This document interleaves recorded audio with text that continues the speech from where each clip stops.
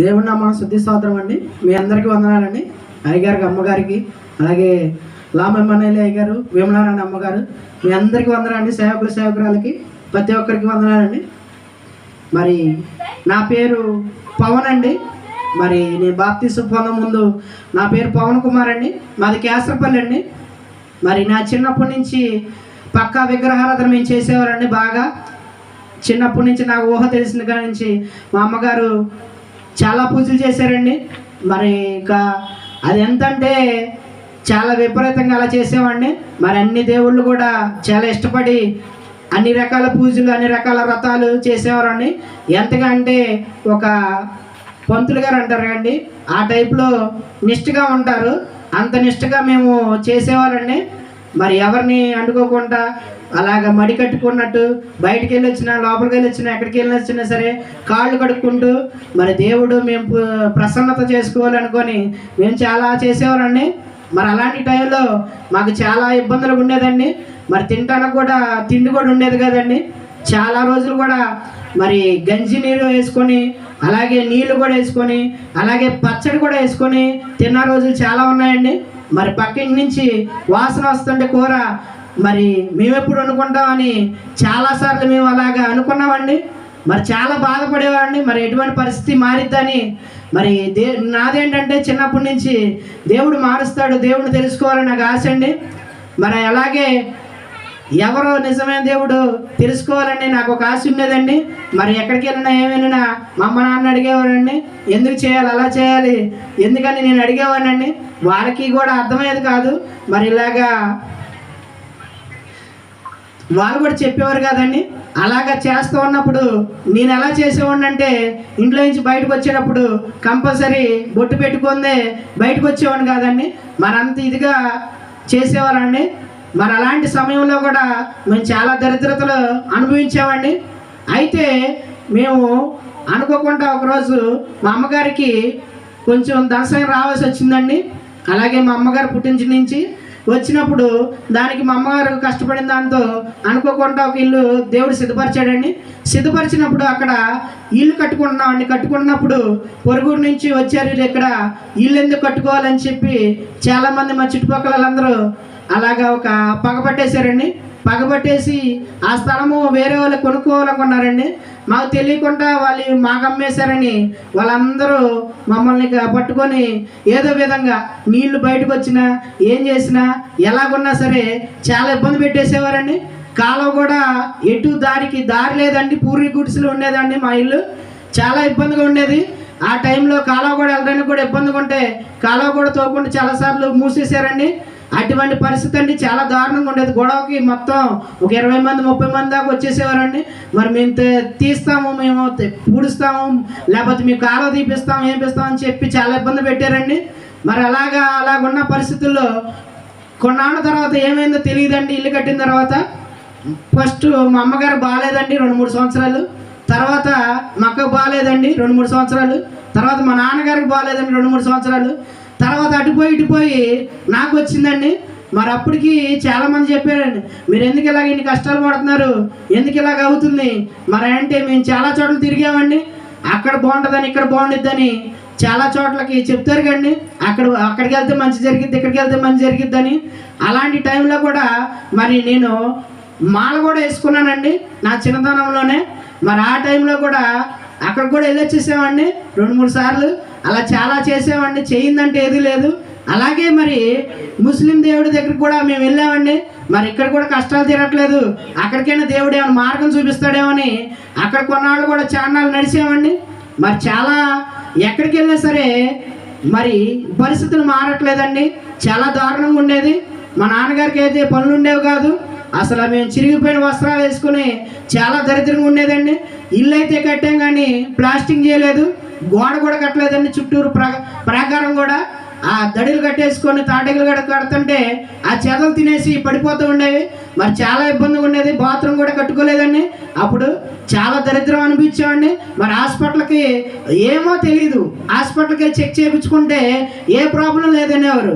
కానీ ఇంట్లో ఏదో రోగం, ఏదో ఇబ్బంది, ట్యాబ్లెట్లు వేసుకున్నా తగ్గేది కాదు. స్కానింగ్ చేయించినా, బ్లడ్ టెస్ట్ చేయించినా ఏమి లేదమ్మా మీది అపోహ అలా ఉంటుందని చెప్పేవారండి.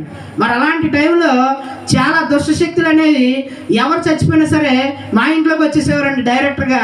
ఆ ఆత్మలు అయితే మాకు కనిపిస్తూ ఉండే, ఏంటి మనం ఎంత బాగా చేస్తున్నాము, ఏం చేసినా సరే ఈ ఆత్మలు మన ఇంట్లోకి వచ్చేస్తున్నాయి, ఏం చేయాలి అని మనకు భయం. అప్పుడు 1 ఆయుధం ఏంటంటే పసుపు నీళ్ళు కలుపుకున్న గ్లాసులో దాన్ని జిమ్ముతూ ఉండేవాళ్ళండి. ఎక్కడికి వెళ్ళి వచ్చినా ముందు జిమ్ముకోవాలి, లోపల రావాలి. అది అలాగే చీపురు కట్టని, అలాగే చెప్పులని గుమ్మం బయట గుమ్మం దగ్గర అలాగే పెట్టి ఆచరించే పరిస్థితి చాలా ఉన్నాయండి. అలా అలా గట్టెక్కామండి. మా అమ్మగారికి కొద్ది తగ్గింది, మా నాన్నగారికి తగ్గింది, మా అక్కకి తగ్గింది. లాస్ట్కు నాకు జ్వరం వచ్చిందండి, టైఫాయిడ్ జ్వరము. 2 సంవత్సరాలు పొద్దున 2 ఇడ్లీ, మధ్యాహ్నం 2 ఇడ్లీ, సాయంత్రం 2 ఇడ్లీ. ఆ 2 ఇడ్లీ తింటమే కానీ అన్నం అనేది తినటం అనేది మన ఇక డేటాలో లేదు, అంటే రోజువారీ డైలీలో లేదనమాట. అన్నం తింటే జ్వరం వచ్చేస్తుంది, ఏమైందో తెలియదు. అలాగా నేను పడుకున్నప్పుడు అండి ఇంట్లో ఒక వేప చెట్టు ఉందండి మా ఇంటి ఎదురుకుంటా. అప్పుడు ఇల్లు కట్టేటప్పుడు ఎన్ని రాళ్ళ దెబ్బ తగినా, ఎంత సిమెంట్ వేసినా, ఏం చేసినా సరే వేప చెట్టు ఎప్పుడు రోజు చచ్చిపోలేదండి.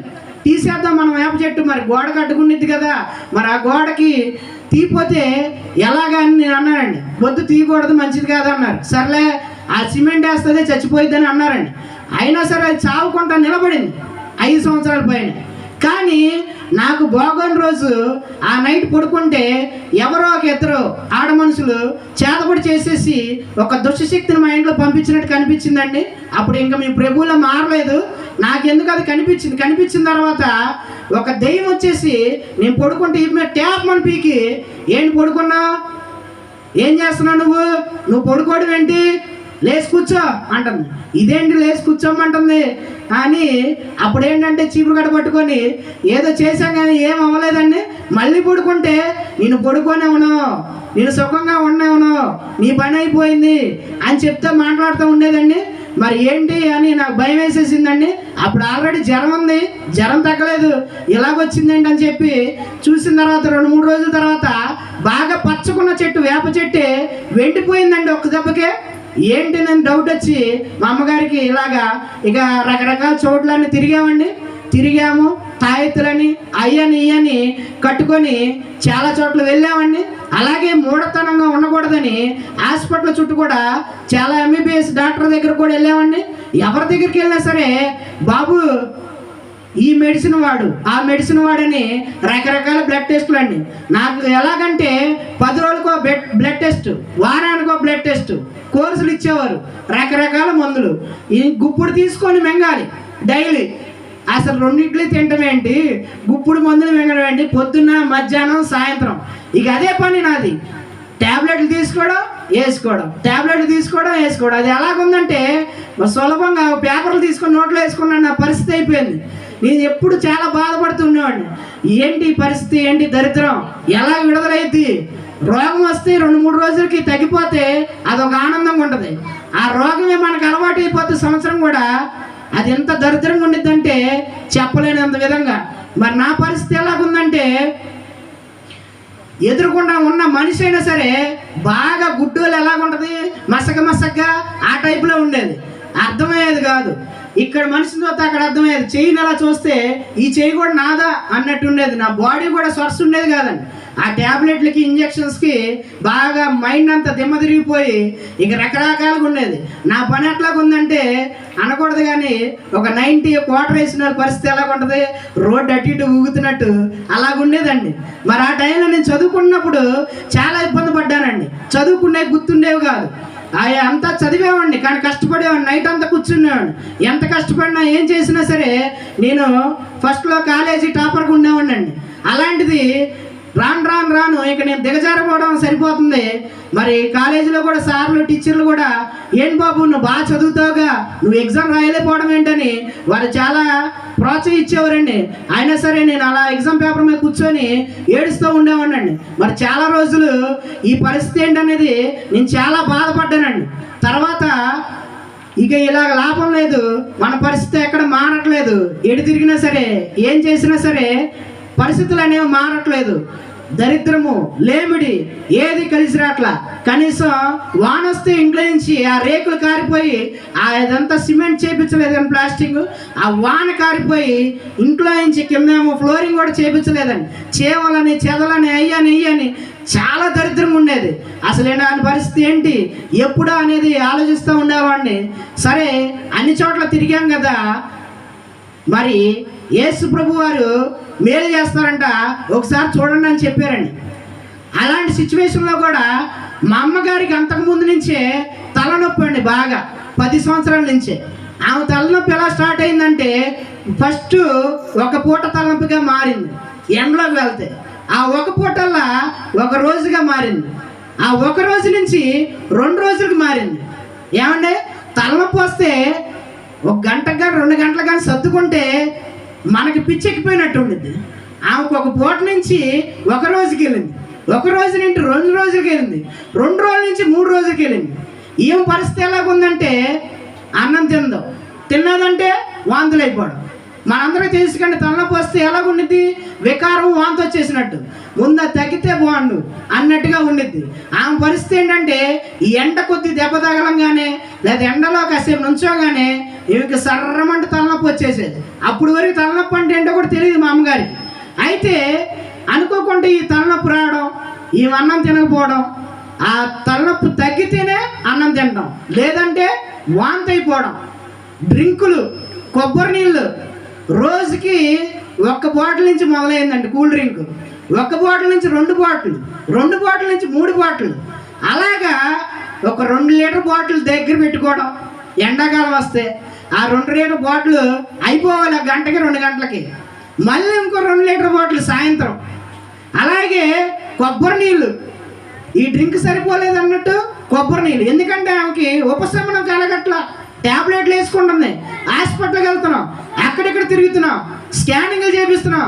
ఏం చేసినా సరే ఇంకా అసలు తగ్గట్ల తలనొప్పి చాలా దారుణంగా ఉంది. చాలా దారుణంగా ఉన్నప్పుడు ఇంకి అలాగే కంటిన్యూషన్గా 2-3 వారాలు తలనొప్పి వస్తే తగ్గట్లా. ఏంటా అనేది స్కానింగ్ సెంటర్ తీసుకెళ్ళి కూడా స్కానింగ్ చేయించామండి. MRI scanning. మైగ్రేన్ అన్నారు, ట్యాబ్లెట్లు ఇచ్చారు. ఆ మైగ్రేన్ కూడా సెట్ అవ్వాలా, దేనికి సెట్ అవ్వాలా. ట్యాబ్లెట్లు అసలు ముందు వేస్తుంటే ఒంట్లో ఉన్నట్ల, వేసినా సరే తలనొప్పి తగ్గట్ల. ఆమెకు అలా పరిస్థితి ఉంది. అలాంటి సిచ్యువేషన్లో దేవుణ్ణి నమ్ముకున్నాం, కాకని తోట వెళ్తే బాగుండిద్దని చెప్పారండి. అక్కడ స్వస్థత వచ్చిద్దని మొట్టమొదటిసారిగా అక్కడికి కాకాని తోటకి వెళ్ళామండి. వెళ్ళినప్పుడు మరి చాలామంది దైవజనులు ఉన్నారు, చాలామంది ప్రజలు ఉన్నారు అక్కడ. చాలామంది మరి ఏం చేయాలో, మనకు ప్రార్థన ఎలా చేయాలని తెలియదండి. మరి ఎలాగా ప్రార్థన ఎలా చేయాలి, ఎలా చేస్తే దేవుడు మనం ముడతాడు అని తెలియదు. అక్కడ మనం చేసింది వేరే సాంప్రదాయం చేసామండి, ఇక్కడ ఎలా చేయాలని అర్థం కాలేదు. అయితే అంతమంది జనాల్లో మరి ఎవరినో ఒకరిని పాస్టర్ గారు చేసి ప్రార్థన చేయగానే వారు కింద పడిపోయారు. కింద పడిపోయి స్వస్థత వచ్చింది అన్నారు. ఏంటిది, మనకు కూడా స్వస్థత వచ్చిద్దేమో అని చెప్పి వాళ్ళ దగ్గరికి వెళ్దామని ఎంత ట్రై చేసామండి. ఎంత ట్రై చేసినా సరే వాళ్ళ దగ్గరికి వెళ్ళడం అట్లా. వారి ముందు కనీసం 100-200 మంది పైనే ఉంటున్నారు.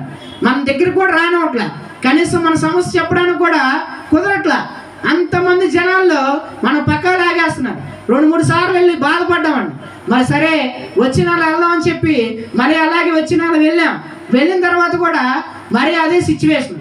ఇలా కాదు అమ్మ, ఓ సంఘానికి వెళ్దాం, వెళ్ళిన తర్వాత చూద్దాం, కొన్ని రోజులు నచ్చితే బాగుంటేనే వెళ్దాం, లేదంటే ఒక ఏండ్రం బాటిల్ తెచ్చుకొని చక్క మధ్య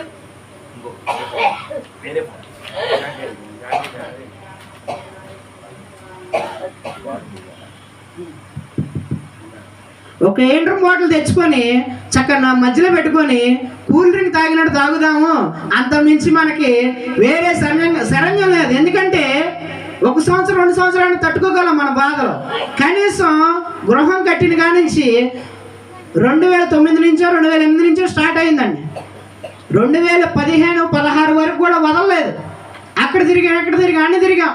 వెళ్తాం, నెల జీతం రావడం, తీసుకెళ్ళి అక్కడ బాగుందంటే ఇక్కడ పోయడం, ఇక్కడ బాగుందంటే ఇక్కడ పోయడం, అలా డబ్బులు వాటికి పోయడం తప్ప నుంచి మన కడుపుకి తినడం లేదు.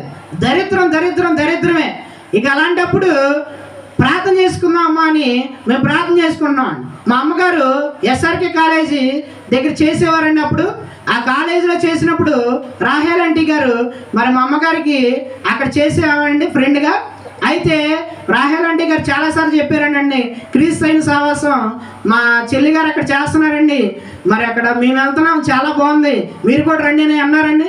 అయితే మనకెందుకు, మేము చేస్తున్నాంగా, తర్వాత చూద్దామని చాలాసార్లు మా అమ్మగారు ఆ మాట నెట్టివేశారండి. అయితే మా అమ్మగారు బాధ చూడలేక ఒక్కసారి వచ్చి చూడమ్మా అన్నారండి. అయితే మేము ప్రార్థన చేసుకున్న తర్వాత 2 నెలలు దేవుడు మాకు చూపించాడండి. ఒక ఆడ మనిషి ఒక కొండ దగ్గరికి తీసుకెళ్ళినట్టు ఆ కొండలో నుంచి దేవుడు వస్తున్నట్టు చూపించాడండి. అలాగే ఏంటి ఆ కొండ, ఎవరు తీసుకెళ్తారు మనల్ని అని అనుకున్నామని ప్రార్థన చేసుకున్నప్పుడు దేవుడు అనుకోకుండా ఆ శాలేం రాజు ప్రేయర్కి నడిపించాడండి. మరి నిజంగా క్రీస్తైన సావాస సంఘం మరి శాలేం రాజు ప్రేయర్ మొగలరాజపురం అండి. మరి అక్కడికి వెళ్ళినప్పుడు అక్కడ వెళ్ళంగానే ఒక పరలోకంలోకి వెళ్ళినట్టు అనిపించిందండి. అప్పటి వరకు ఈ మనకి ఎన్ని బాధలు వచ్చినాయి, ఈ శ్రమలు వచ్చినాయి, వీటన్నిటికీ బంధుమిత్రులు అందరూ ఏమన్నారు, మీరు చాలా పాపాలు చేసి ఉంటారు, ఏదో పాపం చేసి ఉంటారు, మేము మంచి వాళ్ళం, మేము మంచి పనులు చేసాం, అందుకే మాకు మంచి జరుగుతుంది, మీరు ఏదో దరిద్రం చేసి ఉంటారు, ఏదో చేయడానికి తప్పు చేసి ఉంటారు అని అంటున్నారు. మనకు తెలిసి ఏమి చేయలే, కానీ ఏం చేశారు, చేతపడి శక్తులన్నీ ప్రయోగించేశారు పైకి రానివ్వకుండా. వీరెందుకు అభివృద్ధి అవ్వాలి, వీరెందుకు పైకి రావాలని చెప్పి మన మీద ప్రయోగించారు. ఆ ప్రయోగం వల్ల ఎవరి వల్ల కాలైపోయిందండి, ఎవరు తీలైపోయారండి. అది తెలియకుండా ఇక మనలో మనం రోగంతో కుంగిపోయేట్టు చేశారండి ఆ చేతపడి శక్తులు. ఆ దెయ్యాలన్నీ వస్తూ ఉండేవి, అసలు చాలా దారుణంగా ఉండేవండి. ఎవరు చచ్చిపోతే డైరెక్టర్కి వచ్చి, ఏమ్మా నేను మీ తాతయ్యని అని అంటారు. ఏమో బతుకున్నప్పుడు ఏ రోజు పలకరించలేదు, కానీ ఈ రోజు వచ్చి పలకరిస్తున్నామంటే, లేదు నువ్వంటే నాకు ఇష్టం అని చెప్పి 1 గంట 2 గంటలు హంగామా చేసేవారండి. చాలా దారుణంగా ఉండేదండి. మరి బతుకున్నప్పుడు ఎవరు పలకరించలేదండి. వీళ్ళు దరిద్రులు, వీళ్ళకి ఏం ఆస్తి లేదు, ఏమి లేదు, వీళ్ళతో మాట్లాడేది ఏంటి, వీళ్ళు అంటరాని వాళ్ళు అని మమ్మల్ని అందరూ వెలివేసినట్టు చేసేసారండి. మా పరిస్థితి ఎలాగుంటే, వారి ఫంక్షన్కి వెళ్ళలేదని, వాడి పుట్టినరోజుకి వెళ్ళలేదని, వాళ్ళ పెళ్ళికి వెళ్ళలేదని, అసలే దరిద్రం బాగోక ఉన్న 4 డబ్బులు తీసుకెళ్ళి ఎక్కడ తీసుకెళ్ళి బాగు చేయించుకుంటుంటే, మా ఫంక్షన్కి రాలా, మా ఇంటికి రాలా, మా భోజనానికి రాలా, వీళ్ళు ఫీల్ అయిపోయి అందరూ శత్రువులుగా మారిపోయారండి. మరి ఎప్పుడైతే సంఘంలోకి వెళ్ళామో, మరి ఆత్మీయ తల్లి గారు తండ్రి గారు మరి 7 వారాలు రండమ్మా, వస్తే మీకు నచ్చితేనే రండి, లేకపోతే లేదు అని ధైర్యం చెప్పి బలపరిచారండి. మరి అక్కడ సంఘంలో చూడంగానే ప్రేమ కనిపించిందండి. శాలేం రాజు ప్రేయర్ హాల్లో మరి అందరూ చక్కగా పలకరించడము. మరి ఏమవుదమ్మా, మేము ఏమీ లేని పరిస్థితుల్లో నుంచి వచ్చాం, దేవుడు మమ్మల్ని బలపరిచారండి. అయ్యగారు అమ్మగారు ప్రార్థన వల్ల మేము ఎలాగున్నామని మమ్మల్ని బలపరిచారండి. అక్కడికి ఇక్కడికి చాలా తేడా కనిపించింది. సరే చూద్దాం, మనం 7 వారాలు నడుద్దాం, నచ్చితేనే వద్దాం, లేకపోతే లేదని అనుకున్నామండి. అలా అనుకోగానే మరి దేవుడు నాకు నెమ్మదిగా దేవుడు ముట్టి స్వస్థపరిచి నాకు నెమ్మది వచ్చేసిందండి. అలాగే మేము 2015లో వెళ్ళామండి, సెప్టెంబర్ నెలలో. దేవుడు ఇక కృపావరం వల్ల మరి 3 నెలల తర్వాత మేము బాప్తిసం తీసేసుకున్నామండి. దేవుడు ఇచ్చాడండి, దేవుడి స్తోత్రం అండి. హల్లెలూయా, థ్యాంక్ యూ జీసస్. మరి మా అమ్మగారికి నాకు ఒకసారి మేము బాప్తిసం తీసుకున్నామండి. నా పేరు మనోహర్ అని పెట్టారండి, మా అమ్మగారి పేరు యేసుమణి అని పెట్టారండి. 3 నెలల తర్వాత మా నాన్నగారు మా అక్క కూడా తీసుకున్నారండి బాప్తిసము. మరి తీసుకున్న తర్వాత చాలామంది అన్నారు, మీరు తీసుకున్నారు కానీ మీ అక్కకు వివాహం జరగదేమో, మరి బాప్తిసం తీసుకుంటే ఎలాగని చాలామంది బలహీనపరిచేశారండి. మరి ఆత్మతల్లిదండ్రులు గారు చెప్పినప్పుడు, ఏమవుదమ్మా, దేవుడు అందరికీ ఇవ్వరా బాప్తిసం, మీకు వచ్చింది, రాగానే వచ్చింది, మీకు అదొక అదృష్టము, తీసుకున్నారు, దేవుడే సిద్ధపరుస్తాడమ్మా మీ వివాహాలని అన్నారండి ఆత్మీయ తల్లి గారు తండ్రి గారు. మరి సంఘం కూడా ఎంతగానో బలపరిచారండి. మరి అటువంటి పరిస్థితుల్లో నాకు నెమ్మది వచ్చిందండి. దేవుడు నిజంగా ఏదైనా తింటే కూరను తినగానే, కారం తినగానే జ్వరం వచ్చేసి నాకేం చేస్తాను నాకు అర్థమయ్యేది కాదండి. అటువంటి పరిస్థితుల్లో మరి బాప్తిసం తీసుకున్న తర్వాత మరి దేవుడు నన్ను ముట్టి స్వస్థపరిచిన తర్వాత మరి నాకు చాలా నెమ్మది వచ్చిందండి. అసలు అన్నీ తినగలుగుతున్నానండి. దేవుడు నా పట్ల గొప్ప కార్యం చేశాడు. హల్లెలూయా, థ్యాంక్ యూ జీసస్. మరి అలాగే మా అమ్మగారు కూడా చాలా తలనొప్పితో బాధపడితే దేవుడు నిజంగా హాస్పిటల్ చూపించిన అవన్నీ చేసినా సరే వాటన్నింటిని దేవుడు కొట్టిపడేసి ఆమెకు కూడా ఒక చేతపడి చేశారండి. మా అమ్మగారు కూడా చాలా అందంగా ఉండేదండి. ఆమె అందంగా ఉందని చెప్పి ఈమె ఎందుకు అందంగా ఉండాలని చెప్పి ఈమె మీద చేతపడి ఒక ప్రయోగించారండి. దానివల్ల ఆమెకి ఆ తలనొప్పి అనేది తలలో పెట్టేశారండి. మరి ఆత్మీయ తల్లిగారు తండ్రి గారు ఎప్పుడు ప్రార్థన చేసినా అయ్యగారు చేసి ప్రార్థన చేసినప్పుడు అమ్మ నీ తలలో దీపం కనబడుతుందమ్మా, నీ తలలో నెమలు కనబడుతుందమ్మా అని చెప్పారండి. మరి ఎలా చేయాలంటే ప్రార్థన ఆత్మీయ తల్లిగారు తండ్రి గారు చెప్పిన ప్రార్థన ప్రకారం మేము చేసామండి. అలా చేయబట్టి దేవుడు నిజంగా ముట్టి స్వస్థపరిచాడండి. మరి యేసుమణి గారికి ఈరోజు ఏ కూల్ డ్రింక్ తాగవసరం లేదండి, ఏ కొబ్బరి బొండం తాగవసరం లేదండి. మరి దేవుడు నిజంగా ముట్టి స్వస్థపరిచాడు.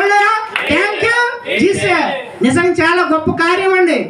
లోకంలో ఎంత డబ్బు పోసినా ఎక్కడ తిరిగినా సరే మరి శాంతి లేదు, సుఖం లేదు. మేము ఎందుకంటే ఏదైనా సరే దాన్ని ఫేస్ చేసిన తర్వాత అంటే దాన్ని ఎదిరించిన తర్వాతే మేము ఎదరబాటు చెప్తామండి. అలాంటిది మేము అంతా తిరిగి వేసారిపోయి దేవుళ్ళు అక్కడ మేము పొందుకున్న తర్వాత చెప్తున్నామండి. మా ఊరు కేసరపల్లి, కావాలంటే వచ్చి ఎవరినైనా అడిగితే చెప్తారండి. పవన్ అని పేరు చెప్పినా లేదంటే మా నాన్నగారు ఆటో సీట్లు కొడతారండి. అడిగినా సరే ఇది అబద్ధం కాదు. ఎవరిని చిన్న పిల్లలైనా సరే అడిగితే చెప్తారండి. నిజంగా దేవుడు గొప్ప కార్యం చేశాడండి. మరి అలాగే మా అక్కగారు క్రిస్టియన్ అండి, మా అక్కగారి పేరు. మా అక్కగారు కూడా బాగా నిమ్మొచ్చిందండి. కనీసం 15 సంవత్సరాలు ఇబ్బంది పడిందండి. మరి ఆమె నిమ్ము వల్ల ఈమెకు సంబంధాలు వస్తున్నాయి కానీ ఈమె బలహీనంగా ఉంది, నిమ్ముంది. వివాహం చేస్తే ఎలాగుండిద్దో పరిస్థితులు అని చాలా భయపడ్డామంటే మరి ఎప్పుడైతే బాప్తిసం తీసుకుందో మరి ఆత్మీయ తల్లిగారు తండ్రి గారు చెప్పినట్టు మేము నడుచుకున్నామండి. మరి ఆత్మీయ తల్లిగారు తండ్రి గారు మొదట్లో చాలాసేపు కూర్చోబెట్టి ఏ సమస్యలు ఉన్నా శనివారం ఆదివారం మాట్లాడేవారండి, 2-3 దాకా కూడా. మరి అలాంటప్పుడు మాకు ఇష్టం వెళ్ళి మా తమ్ముడికి నెమ్మది వచ్చింది. నా పరిస్థితి ఇంతేనా, నా వివాహం జరగదా, అందరికీ కార్యాలు జరుగుతున్నాయి, నా జీవితం ఇంతేనా, ఈ నిమ్మతోనే నేను ఎలాగా భరించాలా అని చాలా ఇబ్బంది పడిందండి. ఆ నిమ్మ ఎలాగుందంటే దగ్గు బాగా, చలిగా తగితే చాలు, ఏదైనా చల్లగా తిన్నా తాగినా చాలా దారుణంగా ఉండేదండి. ఆ పరిస్థితులు కూడా చాలా ఇబ్బంది పడిందండి. ఆ ఫస్ట్లో ఇంజక్షన్ చేసినప్పుడు తగ్గేదండి, ఒక ట్యాబ్లెట్ చిన్న మొక్క వేసుకుని తగ్గేదండి. అది అలా నుంచి ట్యాబ్లెట్లు పనిచేయట్లా, ఆయుర్వేద మెడిసిన్ పనిచేయట్లా, హోమియోపతి మెడిసిన్ పనిచేయట్లా, ఏమి వాడినా సరే ఏ మెడిసిన్ కూడా ఏమో పనిచేయట్లా. చాలాసార్లు మాకు బాధ వేసిందండి. మరి ఈ సిచ్యువేషన్ ఇట్లాగే ఉంది. వివాహం జరిగిన తర్వాత ఏమైద్దా ఏంటి అనేది మాకు చాలా బాధగా ఉందండి.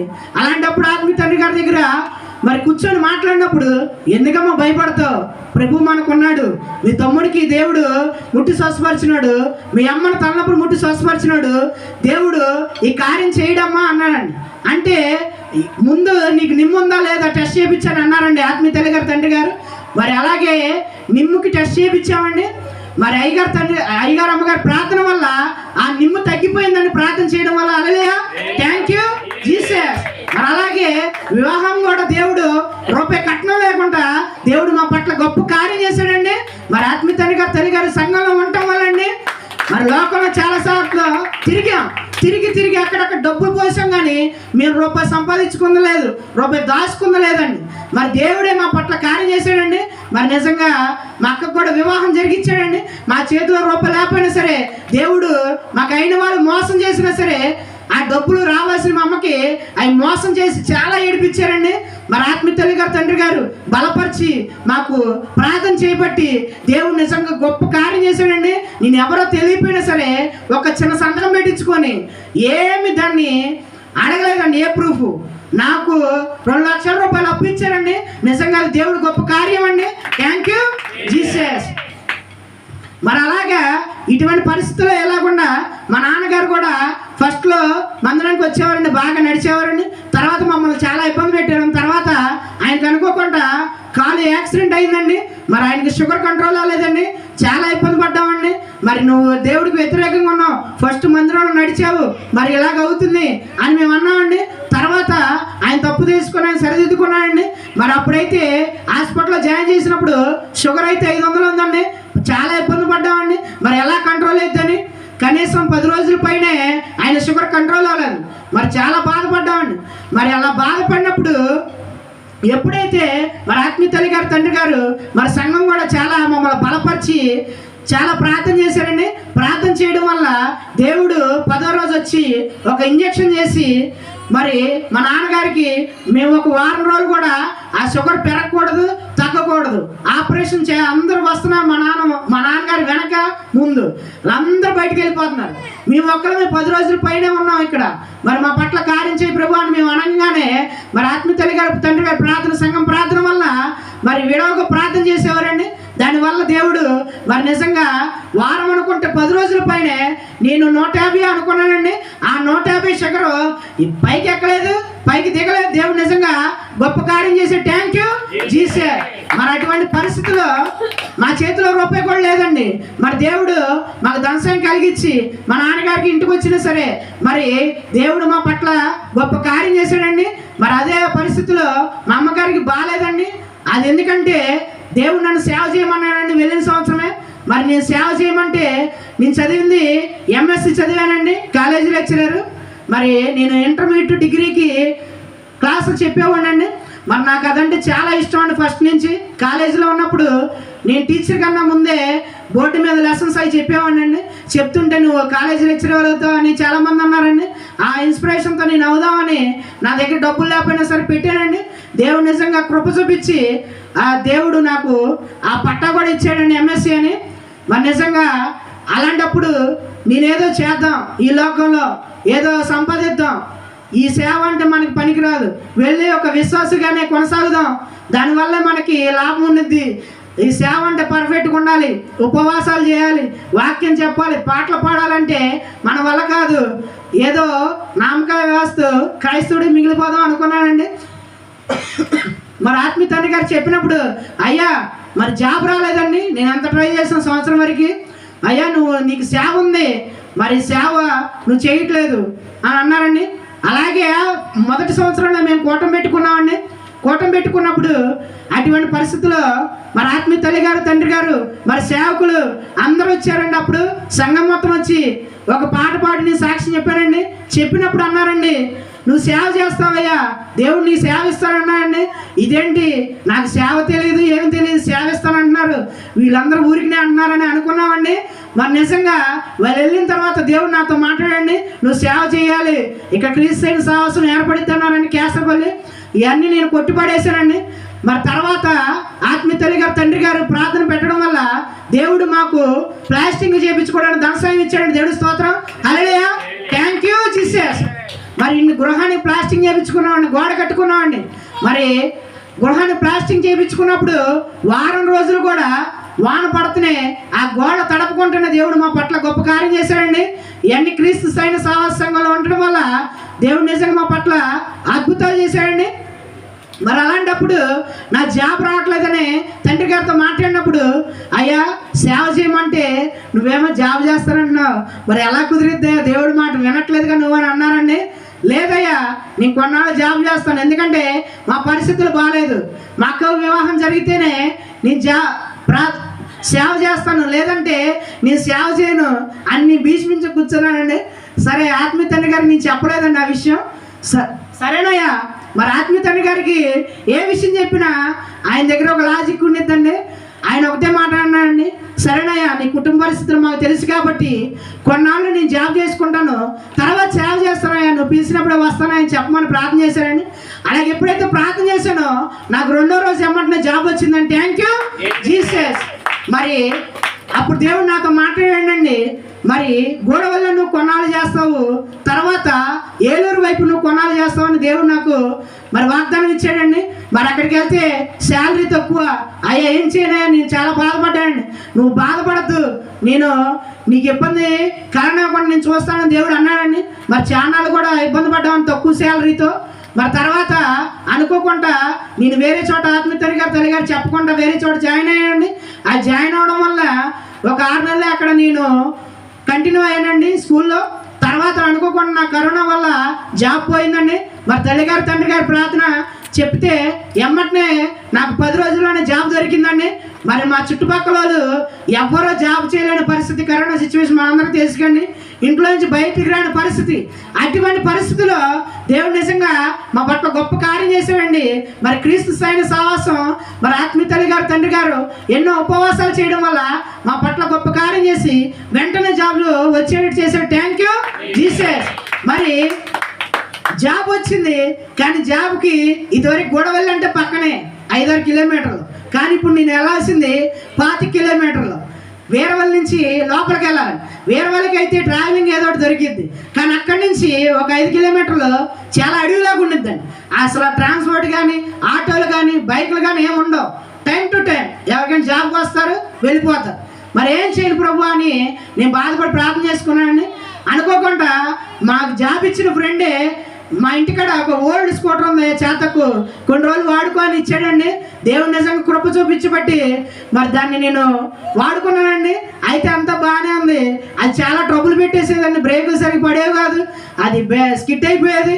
మరి చాలా ఇబ్బంది పడినప్పుడు దేవుడు నిజంగా ఆత్మీయ తండ్రి గారు చెప్పడం వలన అనుకోకుండా నా దగ్గర అయితే రూపాయి కూడా డబ్బులు లేవండి. నేను చాలా ఇబ్బందుల్లో ఉన్నానండి. ఇబ్బందుల్లో ఉన్నప్పుడు దేవుడు నాకు ధనసాయం కలిగించి మరి అనుకోకుండా గవర్నమెంట్ ద్వారా మా అమ్మగారికి పెట్టుకున్నప్పుడు డబ్బులు వచ్చినాయండి. ఆ డబ్బులు తీసుకెళ్ళి బండి కొనుక్కున్నానండి. కొనుక్కున్న బట్టి మరి కొన్నా కానీ 3-4 నెలలు ఈఎంఐ కట్టడానికి నా దగ్గర రూపాయి కూడా లేదండి. ఎవరినైనా అడిగి తీసుకోవాలి. ఆ సిచ్యువేషన్లో డబ్బులు కూడా నా దగ్గర లేవండి. మరి ఆత్మీయ తల్లి గారు, తండ్రి గారు ప్రార్థన చేసినప్పుడు అనుకోకుండా నాకు ఆ 3 నెలల దేవుడు ధనసాయం సిద్ధపరిచాడు. Thank you Jesus. నిజంగా గొప్ప కార్యం చేశాడండి. అయితే ఇంత ఎలాగున్నా చాలాసార్లు దేవుడు నన్ను సేవ చేయి, నువ్వు సేవ చేయవేంటి, నువ్వు ఇష్టం వచ్చిన తిరుగుతున్నావండి అని దేవుడు హెచ్చరించాడండి.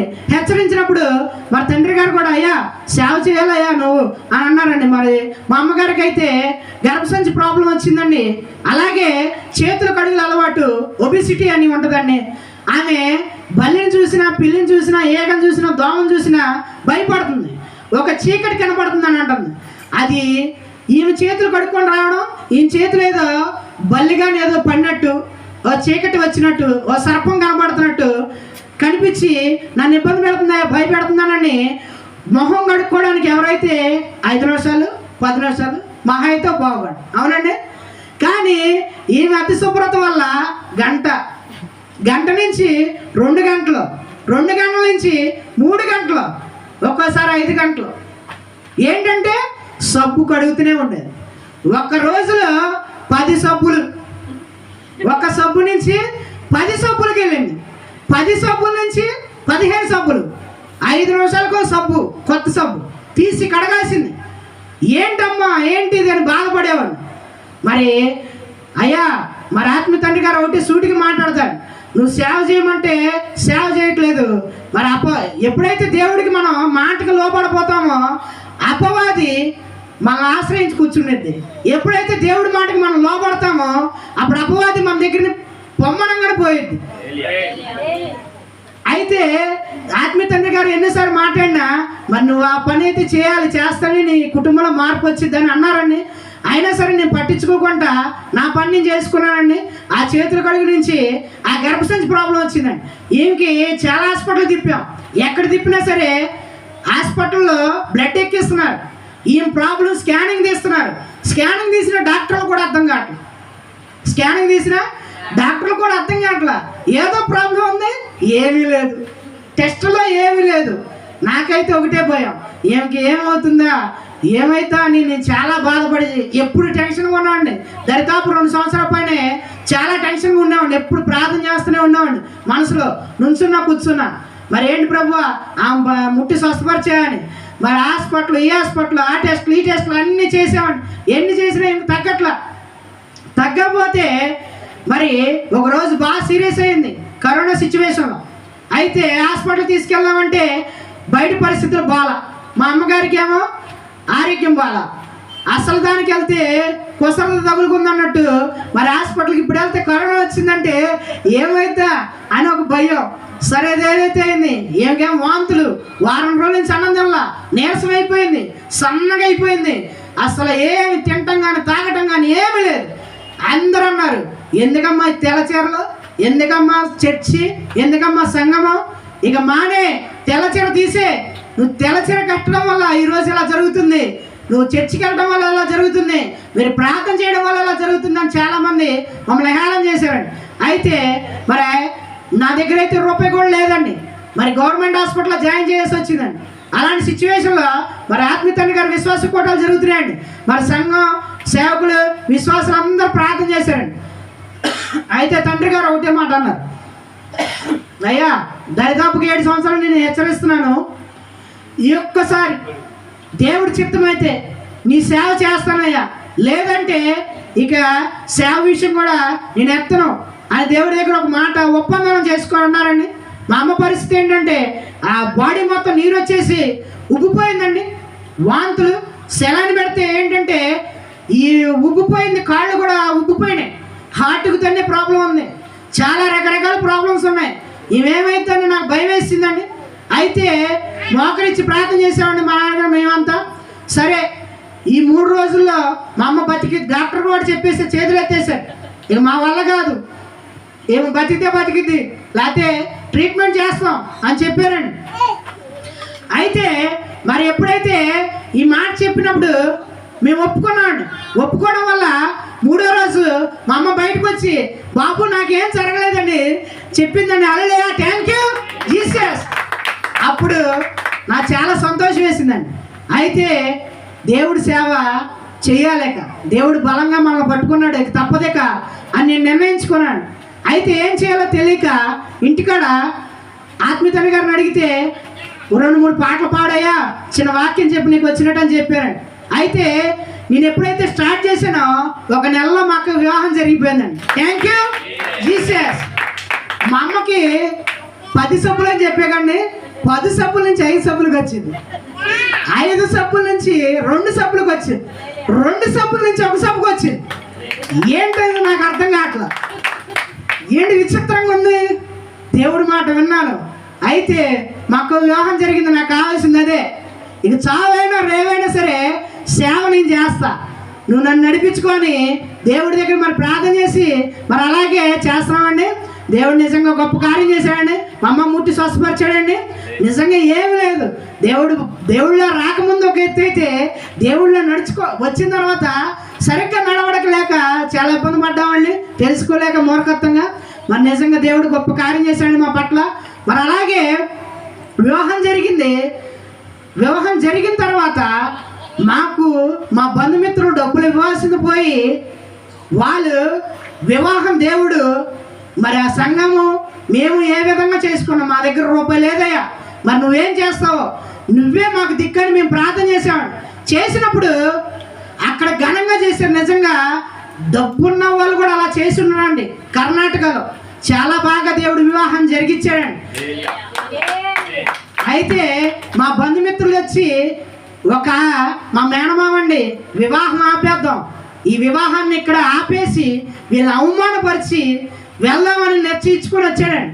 ఆల్రెడీ సంబంధం కుదిరిన తర్వాత మా అక్క మనసును కూడా మార్చేశారండి. ఇంటికి తీసుకెళ్ళి, ఏంటి నువ్వు చేసుకున్నది పెళ్ళి, మేము తీసుకొచ్చిందే చేసుకో అని అంటున్నారండి. అతనేమో 40 సంవత్సరాలు ఉన్నాయి, అతనికి ఇల్లు లేదు, ఏమి లేదు. వాళ్ళ తల్లిదండ్రులు ఏమో ఏం చేస్తారో తెలియదు, ఈ ఇష్టం వచ్చి చేస్తున్నాడు. ఆ సంబంధమే చేసుకోవాలి, నువ్వు మీ అమ్మ నాన్న ఇష్టం కాదు, మేము చెప్పిందే చేసుకోవాలని మమ్మల్ని అన్నారు. చాలాసార్లు గొడవ పెట్టుకున్నారు, మేము తెచ్చిన సంబంధం కూడా కుదరనివ్వలేదు. మరి ఎలాగా అని అనుకున్న తర్వాత మా అక్క మనసును మార్చేశారు. వివాహం కుదిరిస్తే మేము వాళ్ళ దగ్గరికి వెళ్తే, ఇంకో మీరు సస్తే మాకు సంబంధం లేదు, ఈడు సోదరు పడేస్తారు, మీకు మాకు సంబంధం లేదు, మీరు మాట్లాడుకున్నారు కాబట్టి రేపు పొద్దున ప్రాబ్లం వస్తే మీరే మాట్లాడుకోండి, మాకే సంబంధం లేదు, నువ్వు నా అక్క కాదు, నేను తమ్ముడిని కాదు, ఏమీ కాదు, మీకు మాకు సంబంధం లేదని వెలివేసారండి మమ్మల్ని. మా అమ్మకైతే 3 లక్షల రూపాయలు చెక్కు తీసుకొచ్చారండి. ఇంటికి వచ్చి 3 లక్షల రూపాయలు చెక్కు తీసుకొచ్చి, నువ్వు ప్రార్థన మానేస్తే నీ కుటుంబాన్ని పోషిస్తా, నెలకి ధన సాయం ఇస్తా అని హెచ్చరించారు. అయితే మా అమ్మ ఒకటే ఉంది, బతికైనా క్రీస్తే చావైనా క్రీస్తే అని ఆ చెక్కు నిసి కొట్టింది. హల్లెలూయా, థ్యాంక్ యూ జీసస్. అలాగే మా నాన్నగారు కాలు ఇరిగినప్పుడు నేను చెప్పాకండి, అప్పుడు కూడా ఇక్కడ జరిగింది ఒక చేతబడి ప్రయోగం అనేది జరిగిందండి. ఆ చేతబడి ప్రయోగం జరిగిన తర్వాత దుష్టశక్తి మా ఇంట్లోకి వచ్చింది. వచ్చి నేను ప్రయోగం చేశారు, ఇక ఆపడం మీ వాళ్ళు ఎవరు కాదని ఉందండి. నేను అంత పట్టించుకోలే, తండ్రి గారికి చెప్పలా, దానివల్ల నేను నష్టం జరిగిందని. తర్వాత ఎప్పుడైతే మరి ప్రార్థన చేయడం వల్ల దేవుడు ఒక్కొక్కటి తీసాడండి. Thank you Jesus. మరి నేను ప్రార్థన చేస్తుంటే నైట్ పూట అండి పెద్ద పెద్ద సర్పాలు వచ్చాయి నాకు ఎదుర్కొంటా, బుస్సు బుస్సు బుస్సు అని సౌండ్ ఒకటే, అసలు భయం వేసేసేది. మరి ఆత్మీయత గారితో చెప్పేవాడు, ఏమవుదయ్యా అలాగే గద్దించి ప్రార్థన చేయనేవారు. అలా ప్రార్థన చేస్తుంటే ఆ పెద్ద అనకొండలాగా వచ్చేసి నన్ను చుట్టేసుకున్నట్టు ఉండేది. అసలు చీకట్లయితే ఆ గోడ మీద ఉన్నా ఈ గోడ మీద ఉన్నా ఏం చేస్తున్నాం అని పిలుస్తూ ఉండేవాడిని. సినిమాలు చూపించినట్టు పాతకాల సినిమాలు ఉండేవండి, ఆ టైపులో ఉండేది పరిస్థితి. ఇదేంటి ఈ పరిస్థితి అనుకునేవాడిని. మరి ఎప్పుడైతే ఆత్మీయ తండ్రి గారు ప్రార్థన చేయడం వల్ల ఆ ఒక్కడు కూడా ఏమి కనపడలేదు. Thank you Jesus. అది ఎలా తీసేసాడంటే దేవుడు గోడ మీద బల్లి ఉన్నట్టు కనిపించేది. ఆ బల్లిని తీసేసినట్టు కప్పలు, పావులు, తేళ్ళు, జరులు, రకరకాలన్నీ దేవుడు అన్నీ తీసేసినట్టు కనిపించేవాడిని. నిజంగా దేవుడు ఉండబట్టి ఇవన్నీ చేతపడి ప్రయోగాలు చేసేసి మా ఇంట్లో వచ్చేసినాయి. ఎలాగొచ్చింది స్వస్థ, ఎలాగొచ్చింది నెమ్మది, ఎలాగొచ్చింది మన అభివృద్ధి, ఎక్కడా రాలా. చాలా ఇబ్బంది పడ్డాం. అయితే అప్పుడు మీరు బాగాలేదుగా అని చంకలు కొట్టినారు. ఇక్కడ మా అక్క వివాహం జరుగుతున్నప్పుడు నేను డబ్బులు ఇవ్వలేదు, కొట్టాను, వెళ్ళగొట్టాను. అయినా సరే వీళ్ళకి ఎలా జరుగుతుంది. కేసరపల్లి ఎంగేజ్మెంట్ పెట్టామండి, పెళ్ళి కర్ణాటక, ఆయన సేవ చేస్తాడండి. కేసరపల్లి ఎంగేజ్మెంట్ పెట్టినప్పుడు రమ్మంటే ఎవరు రాలేదని బంధుమిత్రులు కొట్టేశారు. మరి ఆత్మీయత గారు చెప్పినప్పుడు సేవకులు సంఘం వచ్చి ఎందుకైనా భయపడతావు, దేవుడు అన్నాడు, దేవుడు ఇచ్చిన ప్రేమే మనతో ఉండిద్దని బలపరిచారండి. నిజంగా థ్యాంక్ యూ జీసస్. నిజంగా శాలం రాజు ప్రేరాలు ఎంత ప్రేమ చూపించారంటే లెక్కలేనంత ప్రేమ అండి. శాశ్వతమైన ప్రేమతో నేను ప్రేమిస్తున్నాను అన్నట్టు దేవుడు మా పట్ల గొప్ప కార్యం చేశాడు. ఆ ప్రేమను ఇచ్చాడండి మాకు. నిజంగా ప్రతి ఒక్కరు విశ్వాసులు కానీ సేవకులు కానీ సేవకురాలు కానీ చాలా అభిమానిస్తారండి మమ్మల్ని. నిజంగా తల్లి గారు కానీ తండ్రి గారు కానీ నిజంగా ఎంత ప్రేమ అంటే లెక్కలేదండి. నిజంగా అంత గౌరవిస్తారండి. మరి నిజంగా బయట లోకంలో ఇలాంటిది లేదు. అయితే చర్చి మానేసేయండి అండి, 3 లక్షల చెక్ ఇచ్చారు. తెల్లచీరండి, మొగుడు చచ్చిన వాళ్ళే తెల్లచీర కడతారండి. మరి వివాహం జరిగినప్పుడు వైట్ బట్టలు ఎందుకు కడతారండి, వాళ్ళు ఎవరైనా చచ్చిపోయినట్ట కాదు కదా. మరి అలాగే మమ్మల్ని కూడా చాలా ఎక్కిరిచ్చారండి. ప్రార్థనలు కూడా వచ్చి ఏంటి నువ్వు వైట్ షర్ట్ తీసే అన్నారు. మా తండ్రి గారు తల్లి గారు చెప్పారు, దేవుడు వాగ్దానం ఇచ్చాడు వైట్ చీర కట్టుకోమని. అదృష్టం అందరికీ ఉండదు, కట్టుకోండి అని దేవుడు చెప్పినప్పుడు కట్టుకున్న తర్వాత నిజంగా దేవుడు మమ్మల్ని చాలా ముట్టి స్వస్థపరిచాడండి. అయితే ఆ కర్ణాటక వచ్చి ఇక్కడ ఎంగేజ్మెంట్కి అయితే రాలా, కర్ణాటక వచ్చి అక్కడ వివాహాన్ని రద్దు చేసేద్దాం, వీళ్ళని రోడ్డుకి ఇడుస్తాం, వీళ్ళని అవమానిద్దాం అని డిసైడ్ అయ్యారు. అక్కడికి వచ్చినప్పుడు అక్కడ జరిగిన వాక్యం విన్నారు, అక్కడ జరిగిన ప్రార్థన అన్నారు, అక్కడ జరిగిన వివాహం అన్నారు చూసి అప్పుడైతే వరదలన్నీ పెళ్ళికైతే ఆ టైంలో ఆ వరదలన్నీ దేవుడు కూడా నమ్మలపరిచాడు. Thank you Jesus. నిజంగా మీ దేవుడు గొప్ప. ఇది పెళ్ళి ఆపేద్దామని వచ్చా చర్చిలోనే మా అమ్మతో, పెళ్ళి ఆపేద్దామని వచ్చా ఇక్కడికి నేను, కానీ మీ దేవుడు గొప్పమ్మ, మీ దేవుడు గొప్ప. Thank you Jesus. ఎవరు చెప్తారండి, ఎవరు నిరూపించగలరండి? ఆయన వచ్చి ఒప్పుకున్నాడు ఆ మాట. అస్సలు వారం రోజులు నిద్రపోలేదంట ఆయన. ఆ ఫోటోలు తీసి వీళ్ళు పెళ్ళేంటి ఇలా జరగడం ఏంటి, నేను డబ్బులు ఆపేసా ఇలా జరగడం ఏంటి అని నిద్రపోకుండా మా బాబు ఫోన్ నెంబరు వాళ్ళ ఫోన్ నెంబర్ తీసుకొని వాళ్ళు ఏం చేశారు, వాళ్ళ హృదయాలు మార్చేశారు. వీళ్ళు అసలు అంతంత మాత్రం దూర ప్రాంతం ఉంది కదా, పిల్లల్ని బయటకి ఇచ్చామంటే భయం చెప్పుకోవాలి, భయం చెప్తూ మానేసి నేనేమనైతే నేను చూసుకుంటా, ఏదనైతే నేనున్నా నీకెందుకనంటే ఆయన బాగానే ఉన్నవాడు కొమ్ములు వచ్చేసినాక, కొమ్ములు వచ్చేసి మీ అత్తగారిని బాధించు, మీ అత్తగారిని వేధించు అంటే ఆమె ఏదో ఆస్తి వచ్చిందంట ఆమెకి వస్తే అల్లూరు గారి పేరు మీద రాస్తారంట. ఇక ఈయన మైండ్ సెట్ మారిపోయింది మొత్తం. వెళ్ళిన తర్వాత పెళ్లి జరిగిన తర్వాత పెద్ద గొడవ అయిపోయింది. ఈ గొడవ అయిపోయింది, ఇదే ఆశ్రయంగా తీసుకున్నారు. మరి తీసుకొని ఇక ఏదైనా సరే వీళ్ళు ఎందుకు పచ్చగా ఉండాలి, వీళ్ళు ఎందుకు ఇలా ఉండాలి, దేవుడు ఎందుకు కార్యం చేయాలని చెప్పి టార్గెట్ చేసి మొదలు పెట్టారు. ఎంతవరకు అంటే అక్కడ మా అక్క చాలా టార్చర్ అనిపించిందండి. మరి అక్కడి నుంచి ఉండలేక చాలా పరిస్థితుల వల్ల ఇక్కడికి వచ్చి కొన్నాళ్ళు ఉండాల్సి వచ్చిందండి. ఉన్నప్పుడైతే మరి వాళ్ళు వచ్చి తీసుకెళ్ళమంటే ఇక ప్రేమలు లేవు. వీళ్ళ మధ్యలో కూడా ఏదో చేసేసారు. మేము బాగున్నప్పుడు కూడా చేశారు, వీళ్ళ మధ్యలో కూడా ఏదో చేశారు. అది దేవుడు చెప్పాడు కానీ మేము అది పట్టించుకోవాలి. అయిన వాళ్ళే ఒక స్పీడ్ తీసుకొచ్చి భార్యాభర్తలు మధ్యకి పెట్టారంట. వాళ్ళ ప్రేమ లేదు. ప్రేమ లేకపోయి వాళ్ళిద్దరు తన్నుకోవడం ఎక్కువైపోయింది. గొడవ. భార్య అంటే ఎవరిని పెళ్ళైతే ఒక రోజు, రెండో రోజు, 3 రోజులకైనా ప్రేమ ఉండిద్ది. ప్రేమ లేదు, ఏమీ లేదు. ఒక శత్రువుని చూసినట్టు చూస్తున్నాడు.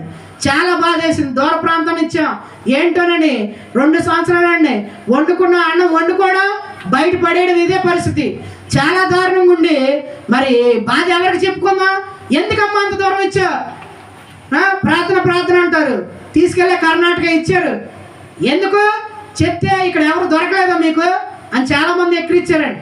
ఈ బాధ ఎవరికి చెప్పుకోలేక మాలో మేము దిగమెంగుకొని ఆత్మీయతల గారు తండ్రి గారు ప్రార్థన చేయడం వల్ల నిజంగా నేను అనుకున్నాను రెడ్డిపల్లి కోటల్లో, ప్రభువా నువ్వు నిజంగా ఉద్యోగ కోటలు జరుగుతున్నాయండి, నన్ను సేవ చేయమన్నావు.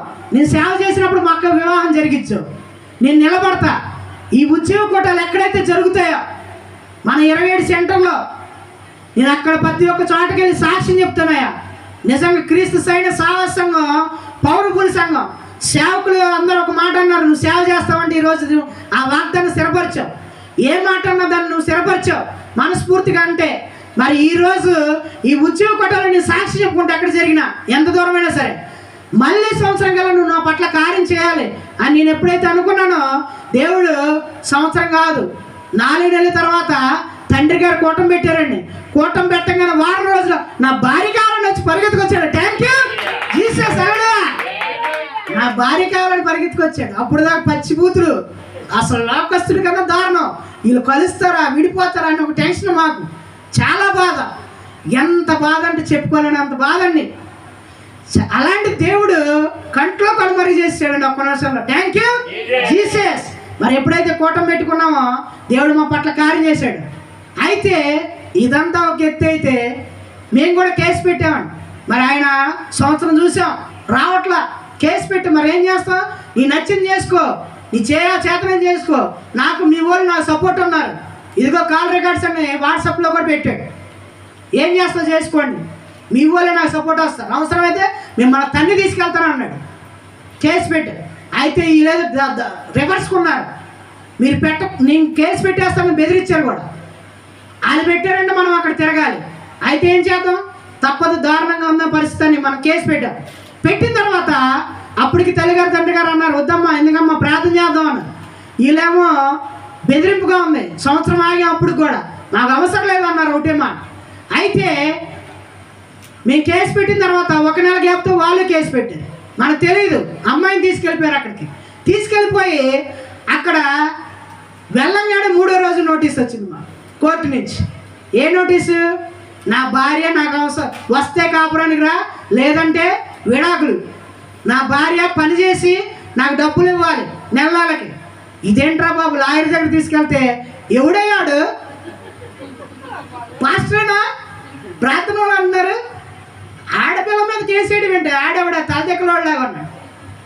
అయితే అంతకుముందు ఏం చేశారు, మా ఆయన వాళ్ళు అన్నా కదా, వాళ్ళు ఒక లాయర్ను మాట్లాడి మా ఊరిలో వాళ్ళకి డబ్బులు ఇచ్చి మా ఇంటికి పంపించారు బెదిరింపుకి. కేసు ఎత్తుకోండి లేదంటే ఇక్కడతో తెగదెంపులు, కేసు ఎత్తుకోండి లేదా తెగదెంపులు అని ఊర్లో లాయర్స్ వచ్చారు, పోలీసులు వచ్చారు మా దగ్గరికి. రకరకాల బెదిరింపులు. ఒకటే క్రీస్తు సైన్య సాహస సంఘం, నిలబెడితే నిలబెట్టు, లేదంటే ఒకటే దారి అని ప్రార్థన చేసామండి. మరి తల్లిగారు తండ్రి గారు దివారాత్రులు ప్రార్థన చేశారండి. మరి సేవకులు కూడా చాలా ప్రార్థన చేశారండి. ప్రార్థన చేయబట్టి మరి అక్కడికి వెళ్ళంగానే నోటీస్ వచ్చింది, 3వ నోటీసు. భయపడిపోయాం. వీళ్ళు ఏ ఉద్దేశంతో తీసుకెళ్లారు, చాలా దూరం, అందరూ ఒక మాట మీద ఉన్నారు, ఏంటో ప్రభువా అని చాలా బాధపడ్డామండి. మరి ఈ కేసు కానీ నువ్వు తీసేస్తే సాక్ష్యం నేను ప్రతి చోట ఉద్యోగ కోటాలో చెప్పుకుంటాను, నేను ప్రతి చోట క్రీస్తు సైన్య సాహసం గురించి నేను చెప్పుకుంటాను, గొప్ప దేవుడు అయితే మా పట్ల కార్యం చేయాలని నేను అనుకున్నానండి. అనుకోవడం వల్ల దేవుడు నిజంగా ఎమ్మటిని నాతో వాగ్దానం ఇచ్చాడండి. ఆ కేసు 3 రోజులు ఎత్తేపిస్తా, 3 రోజులు ఎత్తేపిస్తా, నీ పట్ల నేను కార్యం చేస్తానన్నాడు. Thank you Jesus. అదేవిధంగా 2 సార్లు వెళ్ళామండి. మరి తండ్రి గారు తల్లి గారు ఎంతో సపోర్ట్ ఇచ్చిండు, ధైర్యం చెప్పి, ఎందుకమ్మా మేమున్నాం, మీరు ఎదురుండండి, మేము వెనక నుంచి మేము ప్రార్థన చేస్తున్నాం. సేవకులు ఉన్నారు, మరి 27 సంఘాలు ఉన్నాయి, సేవకులు ఉన్నారు, విశ్వాసులు ఉన్నారు. ప్రతి ఒక్కరు ఉపవాస ప్రార్థన చేయడం వల్ల చిటిక్కు మన కేసు ఎత్తేసాడు. Thank you Jesus. అలాగే మా బావగారు కూడా కొంతవరకు మారారండి. ఇంకా అలాగే వీళ్ళందరూ అడ్డంగి పెట్టకూడదని, ప్రతి ఒక్కరు మారాలని, వారిద్దరి మధ్య ఐక్యత కావాలని, అలాగే నా సేవ కూడా దీవించి ఆస్వాదించబడాలని, అలాగే నా సంఘం కూడా కట్టబడాలని కేసరపల్లి మీ అందరూ ప్రార్థన చేయండి. ఈ అవకాశం ఇచ్చిన అయ్యగారు అమ్మగారికి మీ అందరికీ వందనాలండి. Thank you Jesus.